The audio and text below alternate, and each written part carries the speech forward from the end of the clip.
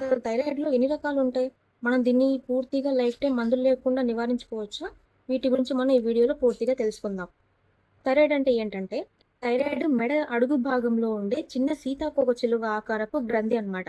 ఇది మీ శరీర జీవక్రియ, గుండె వేగం మరియు ఉష్ణోగ్రతను నియంత్రించే హార్మోన్‌లను ఉత్పత్తి చేస్తుంది. సో, దీనివల్ల ఇండియాలో 42 మిలియన్ యొక్క పీపుల్స్ అనేది అఫెక్ట్ అయ్యారు. ముఖ్యంగా ఇండియాలో షుగర్ తర్వాత థైరాయిడ్ సమస్యలు ఎక్కువగా సాధారణంగా చాలా మందికొస్తూ ఉన్నాయి. అది జెంట్స్‌లో గాని, లేడీస్‌లో గాని. ప్రతి 10 మందిలో ఒకళ్ళకి ఈ సమస్య అయితే ఉంది.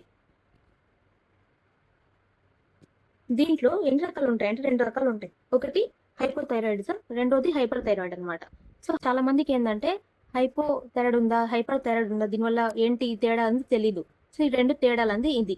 ముఖ్యంగా హైపోథైరాయిడిజం అంటే శరీరానికి అవసరమైన దానికంటే తక్కువ హార్మోన్‌లు విడుదలయ్యే స్థితిని హైపోథైరాయిడిజం అంటారు.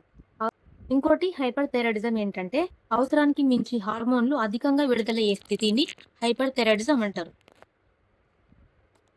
మొదటిగా హైపో లక్షణాలు ఎలా ఉంటాయంటే అకస్మాత్తుగా బరువు పెరిగిపోతారు. సో, తర్వాత తీవ్రమైన అలసటగా గాని, నీరసం గాని ఉంటుంది. ఎక్కువగా చలిని తట్టుకోలేకపోవడం, డ్రై స్కిన్ అంటే చర్మం పొడిబారడం అనేది దీని యొక్క లక్షణాలు. హైపర్ థైరాయిడిజం యొక్క లక్షణాలు ఎలా ఉంటాయంటే, దీంట్లో ఎక్కువగా గుండె వేగం కొట్టుకుంటుందనమాట. అదే విధంగా వెయిట్ లాస్ సడెన్‌గా అయిపోతూ ఉంటారు. అంటే చాలా సన్నగా కనిపిస్తారనమాట. అదే విధంగా యాంగ్జైటీ అంటే ఆందోళన మరియు వణుకు అనేది వస్తూ ఉంటుంది సాధారణంగా. హీట్ సెన్సిటివిటీ చెమటలు ఎక్కువ పడుతూ ఉంటాయన్నమాట హైపర్ థైరాయిడిజం ఉన్న వాళ్ళకి. సో, ఇవి వీటి యొక్క లక్షణాలు.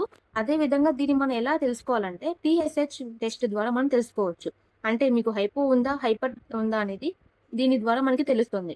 ఇంకొకటి T4, T3 ద్వారా మన యొక్క హార్మోన్స్ ఎలా ఉన్నాయని మనం తెలుసుకోవచ్చు. సో, వీటిని గాని మనం టెస్ట్ చేసుకుంటే మనకి థైరాయిడ్ ఉందో లేదో మనం దీన్ని కన్ఫర్మ్ చేసుకోవచ్చు.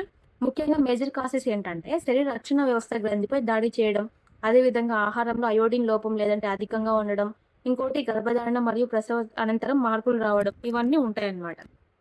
తర్వాత దీన్ని మనం కంట్రోల్ చేసుకోవాలి అనుకుంటే దీని యొక్క ఫుడ్ అనేది మనం మెయింటైన్ జేసుకోవాలి. అంటే అయోడైజ్డ్ ఉప్పుని వాడడం, అదే విధంగా ఫైబర్ రిచ్ అంటే ఎక్కువగా పీచు పదార్థం కలిగిన ఫ్రూట్స్ అండ్ వెజిటబుల్స్ మనం తినాలి. ఎక్కువగా ఫ్రూట్స్ అండ్ వెజిటబుల్స్ మనం తీసుకోవాలి. అదే విధంగా నట్స్ అండ్ సీడ్స్ అనమాట. అంటే వాల్‌నట్స్ గాని, అదే గింజలు తీసుకోవడం అనేది చాలా చాలా హెల్తీ. అదే విధంగా ఎక్కువగా పచ్చిగా ఈ క్యాబేజ్‌ని తినడం అవన్నీ కూడా అవాయిడ్ చేయాలి. ఎక్కువగా సోయా బీన్స్ అంటే ఎక్కువగా మనం గడ్డకూరలు తినకూడదు. అవి అవాయిడ్ చేస్తే మంచిదనమాట. సో, థైరాయిడ్ గురించి చాలా మంది తక్కువ అంచనా ఏస్తారు. థైరాయిడ్ ఉన్న వాళ్ళకి హార్మోనల్ ఇంబాలెన్స్ అయ్యే అవకాశం ఉంటుంది. అంటే పీరియడ్స్ అనేవి సరిగ్గా రావు. అదే విధంగా కొంతమంది లేడీస్‌లో అయితే ప్రెగ్నెన్సీ వచ్చే అవకాశం కూడా తక్కువే ఉంటుందన్నమాట. సో, థైరాయిడ్‌ని ఇది జీవితకాలం మందులు వాడుకోవాలన్న భ్రమలో చాలామంది ఉంటారు. అవసరం లేదండి. ఎందుకంటే జీవితకాలం మనం ఈ మందులు వాడే కొద్దీ అసలు ఇంగ్లీష్ మెడిసిన్ వల్ల మనకి ఎన్ని సైడ్ ఎఫెక్ట్స్ ఉన్నాయో చాలా మందికి అవగాహన ఉంది. కానీ దాని బదులు మనం ఏది తీసుకుంటే తగ్గుతుందని చాలా మందికి తెలీదు గదా! అలాంటి వాళ్ళకి ఒక సీక్రెట్ సప్లిమెంట్ ఉంది. దీన్ని మనం పూర్తిగా నియంత్రించడానికి ఈ సీక్రెట్ సప్లిమెంట్ చాలా ఉపయోగపడుతుంది. ఎటువంటి సైడ్ ఎఫెక్ట్స్ లేకుండా మీరు గాని థైరాయిడ్‌ని పూర్తిగా తగ్గించుకోవాలి అనుకుంటే వెంటనే నా నంబర్‌కి కాంటాక్ట్ అవ్వండి. దానికి తగిన సలహా నేను చెప్తాను. Thank you so much.